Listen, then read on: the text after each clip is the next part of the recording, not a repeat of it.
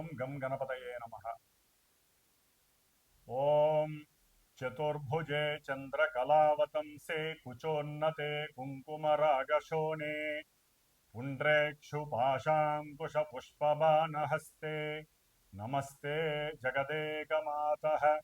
శ్రీమహాకాళీ శ్రీమహాలక్ష్మీ శ్రీమహాసరస్వతీ దేవ్యై నమో నమః. శ్రీ దుర్గా చండీ పరదేవతాయై నమో నమః. వీక్షిస్తున్నటువంటి దేవీ భక్తులందరికీ కూడా శ్రీదేవీ శరన్నవరాత్రి మహోత్సవ శుభాకాంక్షలు. అట్లాగే విజయదశమి, దుర్గాష్టమి, మహర్నవమి, విజయదశమి శుభాకాంక్షలు అందచేస్తూ మా ఆశీర్వచనం. మనకి అక్టోబరు 1 నుంచి అక్టోబర్ 31వ తేదీ వరకు కూడా మన యొక్క భచక్రంలో అంటే అంతరిక్షంలో ద్వాదశ రాశి చక్రాలలో గ్రహాలు మారుతూ ఉంటాయి. అందులో ముఖ్యంగా ఈ అక్టోబర్ మాసంలో సూర్యుడు అక్టోబర్ 17వ తేదీన కన్యారాశిలోంచి నీచస్థితి కలిగినటువంటి శత్రుక్షేత్రమైనటువంటి తులారాశిలోకి ప్రవేశిస్తున్నారు.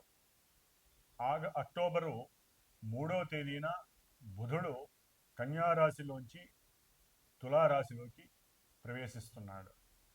శుక్రుడు అక్టోబర్ 9వ తేదీన నీచస్థిత రాశి అయినటువంటి మిత్రక్షేత్రమైనటువంటి కన్యారాశిలోకి ఆగమనం చెందుతున్నాడు. గురు మహానుభావుడు అక్టోబరు 17వ తేదీన తన యొక్క ఉచ్చక్షేత్రమైనటువంటి మిత్రక్షేత్రమైనటువంటి కర్కాటక రాశిలోకి తన యొక్క స్వంత నక్షత్రంలో ఉండి ప్రవేశిస్తూ చాలా చాలా మంచి శుభాల్ని అందజేస్తున్నాడు. శని మహానుభావుడు అక్టోబర్ 5వ తేదీన మీనరాశిలో వక్రించి ఉండి నక్షత్ర మార్పు అంటే పూర్వాభాద్ర నక్షత్రంలోకి ప్రవేశిస్తున్నాడు, అంటే శుభ నక్షత్రంలోకి ప్రవేశిస్తున్నాడు. కాబట్టి శని కూడా గురుడిచ్చే ఫలితాల్ని సంపూర్ణంగా చాలామందికి ఇవ్వబోతున్నాడు. రాహువు కుంభరాశిలో ఉన్నాడు, కేతువు సింహరాశిలో ఉన్నాడు.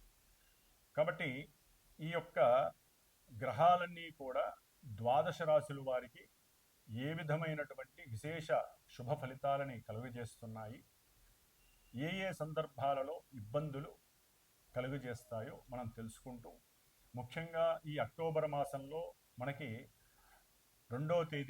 అక్టోబర్ 2వ తేదీన విజయదశమితో ప్రారంభమవుతోంది. కాబట్టి చాలా శుభ పరిణామము. అమ్మవారి యొక్క ఆశీస్సులు అందరికీ చక్కగా ప్రసాదిస్తుంది ఆవిడ.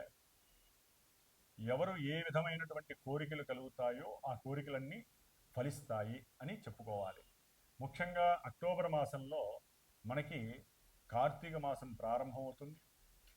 అట్లాగే ఈ యొక్క అక్టోబర్ మాసంలోనే మాస శివరాత్రి, సంకష్టహర చతుర్థి, అక్టోబర్ 29వ తేదీన కార్త్యవీర్యార్జున జయంతి.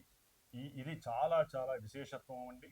కాబట్టి ఈ యొక్క కార్త్యవీర్యార్జునుడు ఆయన మహారాజు అయితే ఆయనకి పరమేశ్వరుడు యొక్క అనుగ్రహంతో చాలా విశేషమైనటువంటి మంత్రాన్ని, ఆయన యొక్క కార్త్యవీర్యార్జున మంత్రం అని చెప్పి చాలా విశేషత్వాన్ని కలిగి ఉంటుంది.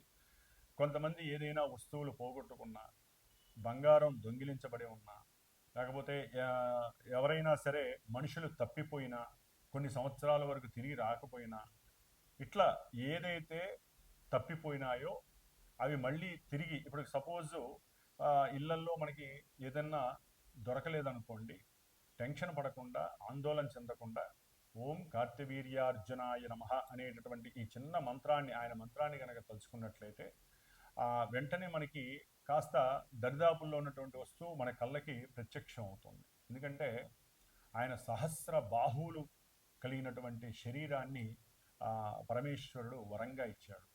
కాబట్టి ఈ యొక్క కార్త్యవీర్యార్జున జయంతి రోజున మరి నా యొక్క చిన్న సంకల్పం అయితే కలిగింది. మా యొక్క పీఠంలో ఎవరైతే 26వ తేదీ లోపల, ఈ అక్టోబర్ 26వ తేదీ లోపల ఎవరైతే గనక వారి మనుషులు ఎవరైనా తప్పిపోయినా, కొన్ని సంవత్సరాలయ్యి వాళ్ళ యొక్క విషయం తెలియకపోయినా, అట్లాగే వారి యొక్క వస్తువులు ఏదైనా కనపడకుండా పోయినా, అంటే బంగారం కానీ వెండి కానీ ఎవరి చేతన్నా దొంగిలింపబడి ఉన్నా, అట్లాగే ఎవరికైనా సరే మానసికంగా చిత్తచాంచల్య ప్రవృత్తి ఉన్న ఈ విషయాల యందు ముఖ్యంగా దొంగల భయం ఎక్కువగా ఉన్నా, ఎక్కువగా వస్తువుల్ని పారవేసుకుంటున్నా, అది పర్సులు కావచ్చు, డబ్బు కావచ్చు, బంగారం కావచ్చు, ఈ యొక్క దోష పరిహారార్థమై కార్తవీర్యార్జున జపాన్ని ఒక 3 రోజులు చేసి, అంటే 26, 27, 28 ఈ 3 రోజులు స్వామివారి యొక్క జపాన్ని చేసి 29వ తేదీన బుధవారం అష్టమి అయింది, గోపాష్టమి, గోవులకి దానా తినిపించి వాటికి ఆహారంగా ఇస్తూ ఉంటారు. ఆ రోజున చక్కగా మా యొక్క శ్రీమాతా జ్యోతిషాలయ పీఠంలో వారు ఎవరైతే సంకల్పించుకొని నాకు గోత్రనామాదులు ఫోన్ చేసి ఇస్తారో వారికి తగినటువంటి దక్షిణ తీసుకొని కార్తవీర్యార్జున జయంతి సందర్భంగా ఆయన యొక్క మూలమంత్రంతో స్వామివారి హోమము చేయాలని నిశ్చయించుకొని ఉన్నాను. కాబట్టి ఈ యొక్క అక్టోబర్ మాసంలో 1వ తేదీ నుండి 31వ తేదీ వరకు గ్రహాల యొక్క స్థితిగతులు మేషరాశి వారి నుంచి మీనరాశి వారి వరకు 12 రాశుల వారికి ఏ విధంగా ఉన్నాయో ఇప్పుడు తెలుసుకుందాము. ఓం శ్రీమాత్రే నమః. ఈ చెప్పే విషయాన్ని మన ఉపోద్ఘాతం ముందు ఏదైతే చెప్పామో దాంట్లో యాడ్ చేయండి దయచేసి. అయితే ఓం శ్రీమాత్రే నమః. వీక్షిస్తున్నటువంటి ప్రేక్షకులందరికీ కూడా ఒక చిన్న విన్నపము. జన్మజాతక చక్రంలో ఉన్నటువంటి గ్రహస్థితులు, ఆ గ్రహాలు ఉన్నటువంటి నక్షత్రాలు, ఇంకా చాలా చాలా పోర్ట్ఫోలియోస్ ఉంటాయి. వాటిని బట్టి మాత్రమే దశలు అంతర్దశలను బట్టి మనకి జీవితం నడుస్తూ ఉంటుంది. అయితే అక్కడ జరిగేటటువంటి ఆ వ్యవహారం అంతా కూడా మనకి రాసిపెట్టి ఉంటుంది, జీవితకాలం అంతా ఎలా ఉంటుందనేది. అది మనకి గోచారంలో ఆ గ్రహాలు ఏ నక్షత్రాల్లో ఏ రాశుల్లో ప్రయాణం చేసేటప్పుడు అవి మనకి చంద్రుడి నుంచి మానసికంగా ఎటువంటి ప్రయోజనాల్ని అప్రయోజనాల్ని ఇస్తాయి అనేటటువంటి విషయం ఆధారపడి ఉంటుంది. కాబట్టి ఎవరైనా సరే జాతకరీత్యా చర్చించాలి అనుకుంటే కనుక నాకు ఫోన్ చేయండి, డైరెక్ట్గా నేనే మీతో మాట్లాడతాను. నాకంటూ అసిస్టెంట్లు ఎవరూ లేరు, నేనే మీతో మాట్లాడతాను. అట్లాగే ఎవరైనా సరే ఫోన్ చేసేటప్పుడు గురువుకి సంబంధించినటువంటి దక్షిణ మస్ట్ అండ్ షుడ్ అండి. ఎందుకంటే ఒక జాతక చక్ర వివరంగా చెప్పాలి, లేకపోతే మీతో చర్చించాలి అంటే మా యొక్క మేధస్సుని ఉపయోగించాలి. కాబట్టి దానికి తగ్గ దక్షిణని మీరు ఇవ్వగలిగితే దయచేసి ఫోన్ చేయండి. ఎందుకంటే గురు దక్షిణ లేకుండా అవతల వ్యక్తులు ఏది చెప్పించుకున్నా ఏది చేయించుకున్నా దానికి ఫలితం దక్కదని శాస్త్రము, గురువులు కూడా అది చెప్పారు. ఎందుకంటే నాకున్న అనుభవంలో కొన్ని ఎదురు దెబ్బలు తగులుతున్నాయి కాబట్టి నేను డైరెక్ట్గా ఈ విషయాన్ని మీ అందరికీ చెప్పాల్సిన పరిస్థితి వస్తుంది. కాబట్టి ఎవరైతే జాతకాన్ని తెలుసుకోవాలనుకుంటున్నారో వారు డైరెక్ట్గా ఒక సమయంలో మీరు ఫోన్ చేయండి, లేకపోతే ముందు మెసేజ్ చేయండి వాట్సాప్లో, నేను రిప్లై ఇస్తాను. దానికి తగ్గట్టుగా ముందు ఆ యొక్క అపాయింట్మెంట్ తీసుకొని ఆ అపాయింట్మెంట్లో మీరు గురుదక్షిణ వేసిన తర్వాత ఈ సమయంలో మీరు చక్కగా నేను ఒక సమయాన్ని నిర్దేశిస్తా, ఆ సమయంలో మీరు చక్కగా మాట్లాడచ్చు, మీ జాతక విశేషాలు తెలుసుకోవచ్చు. కొంతమందికి డేట్ ఆఫ్ బర్త్లు అవి ఉండవు, వాళ్ళు ప్రశ్న చక్రం ద్వారా, అంటే మీరు ఏదైనా అనుకోవాలంటే ముందు వాట్సాప్లో నాకు మెసేజ్ చేయండి.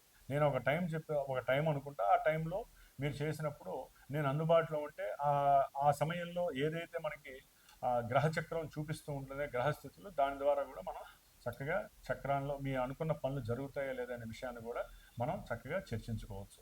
కాబట్టి ఈ విషయాన్ని అందరూ కూడా గమనించగలరని ఆశిస్తూ ఓం నమః శివాయ.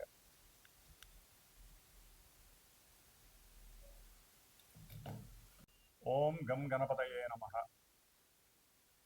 ఓం చతుర్భుజే చంద్రకళావతంసే కుచోన్నతే కుంకుమరాగశోనే పుండ్రేక్షుపాశాంకుశపుష్పబాణహస్తే నమస్తే జగదేకమాతః.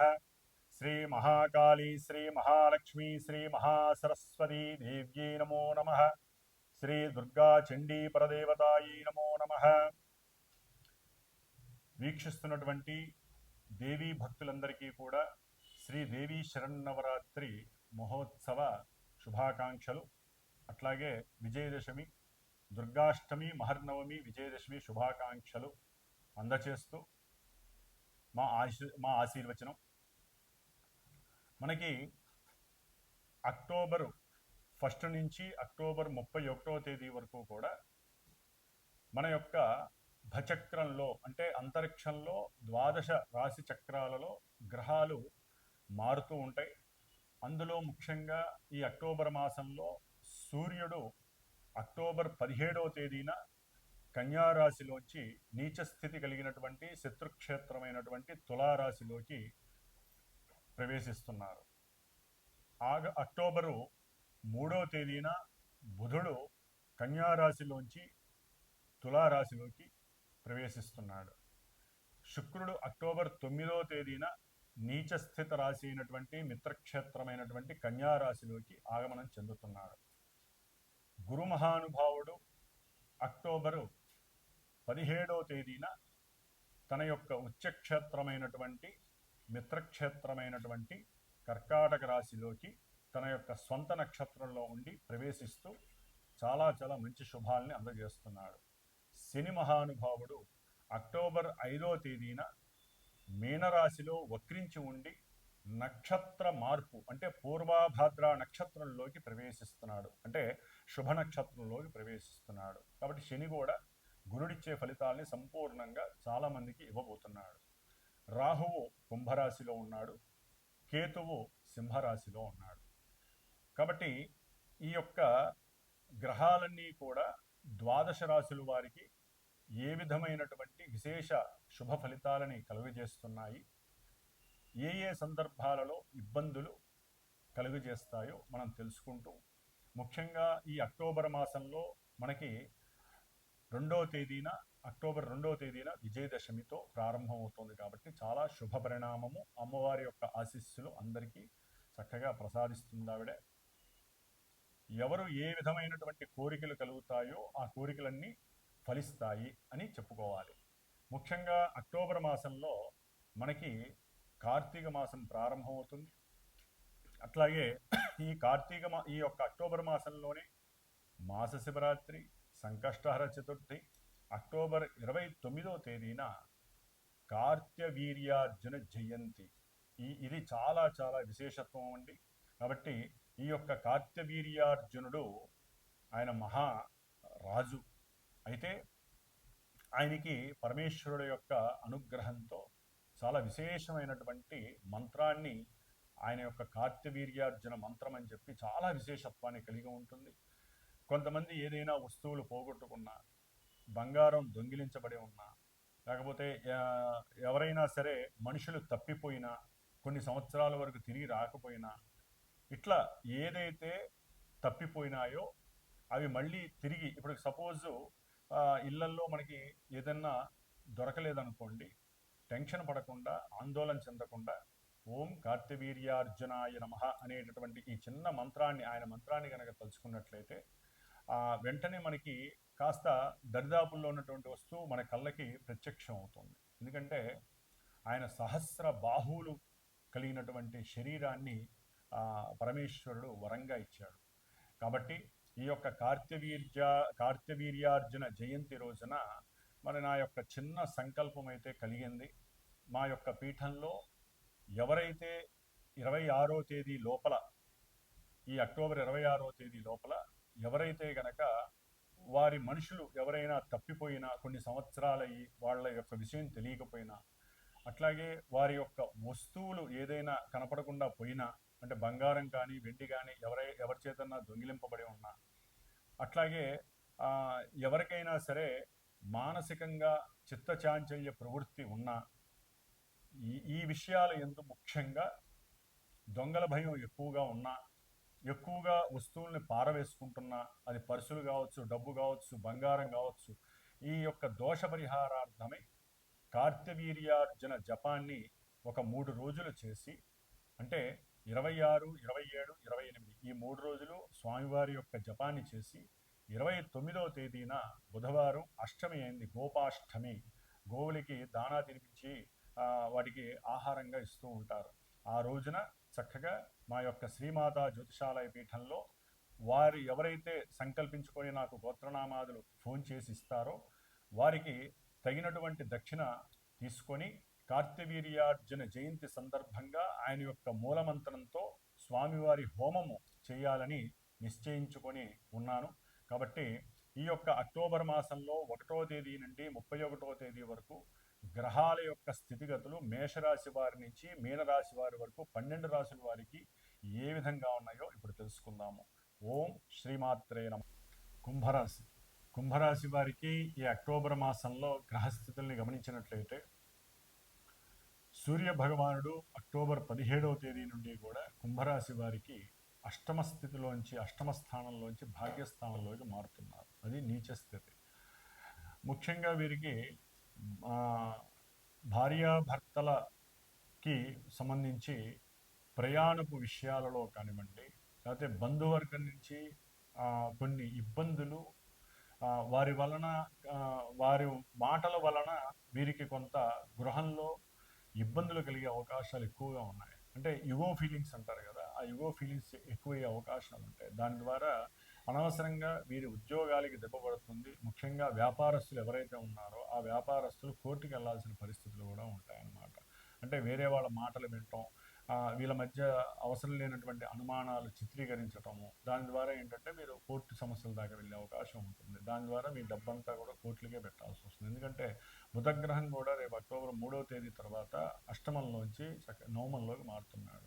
దీనివల్ల ఏంటంటే ఒక రకంగా రవి బుధులు అంత అనుకూలంగా లేరని చెప్పుకోవాలి. కాబట్టి విష్ణు సహస్రనామం పారాయణ చేయడం ద్వారా, లేదా విష్ణు యొక్క ఏదైనా కోవెల్లో మీరు విష్ణువుకి సంబంధించిన అష్టోత్తరాన్ని పూజించడం ద్వారా, అష్టోత్తరంతో స్వామివారికి తులసితో పూజించడం ద్వారా మీకు శుభాలు కలగడానికి ఎక్కువ అవకాశాలు ఉంటాయి. అంటే రవి బుధులు ఇచ్చేటటువంటి నెగిటివ్ ఎఫెక్ట్స్ జరగకుండా ఉంటాయి.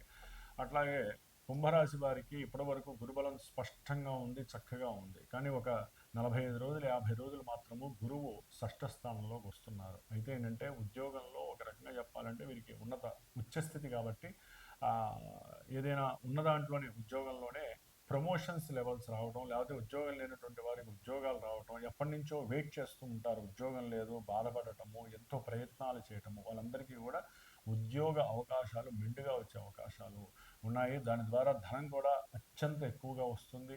అట్లాగే విదేశాల్లో ఉన్నటువంటి వారికి కూడా ఒక రకంగా ఉన్న చోటనే వారి యొక్క జ్ఞానానికి మెచ్చుకొని వారు చేసేటటువంటి ప్రతి విషయంలో ప్రయత్నంలో లోపం లేకుండా చేసినటువంటి ప్రయత్నాలకు తగ్గ ఫలితము అనుభవించే పరిస్థితి కూడా ఉందని చెప్పుకోవచ్చు, గురువు యొక్క 6వ స్థానంలో ఉచ్చస్థితిలో ఉండటం ద్వారా.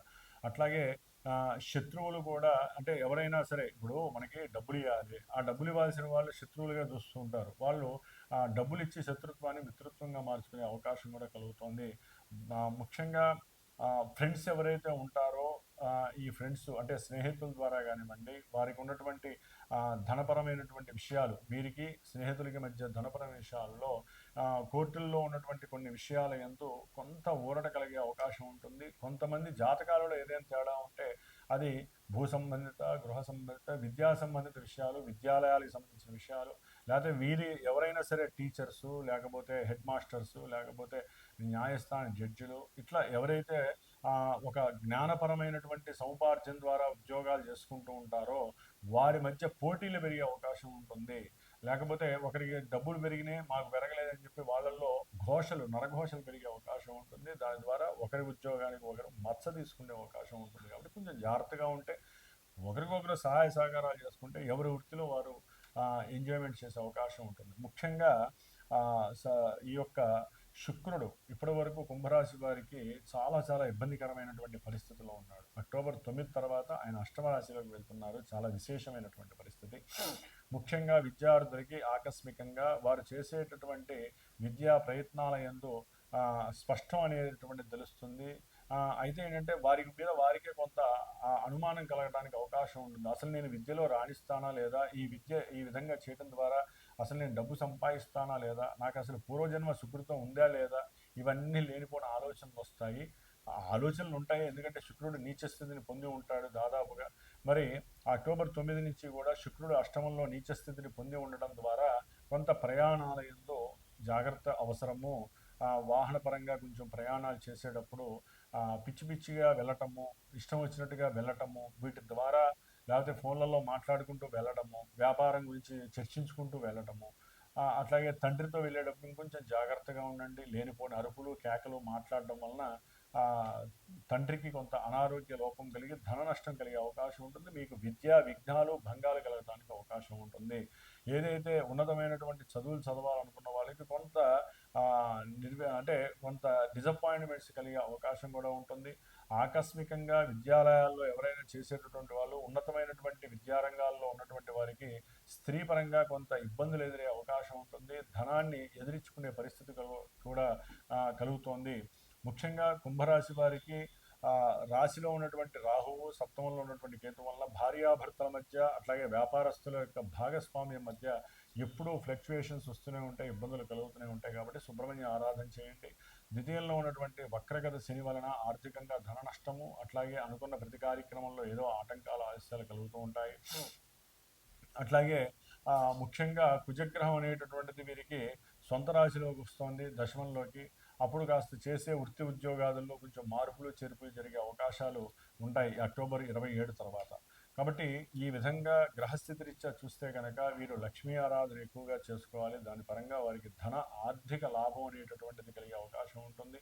ఇందాక చెప్పినట్టుగా విష్ణుమూర్తి యొక్క సేవలు కానీ లేకపోతే తులసి దళార్చన చేయడం ద్వారా వీరికి ఉద్యోగ విషయాలలో పోయినటువంటి వాళ్ళు, ఉద్యోగం రాదనుకున్నటువంటి వారికి కొంత ఉద్యోగ అవకాశాలు రాకపోయినప్పటికీ కూడా ఉన్న ఉద్యోగంలో సమస్యలు రాకుండా తండ్రి యొక్క ఆరోగ్య విషయంలో కూడా కొంత అనుకూలత కలగడానికి అవకాశాలు ఉన్నాయి. ఓం శ్రీమాత్రే నమో నమః.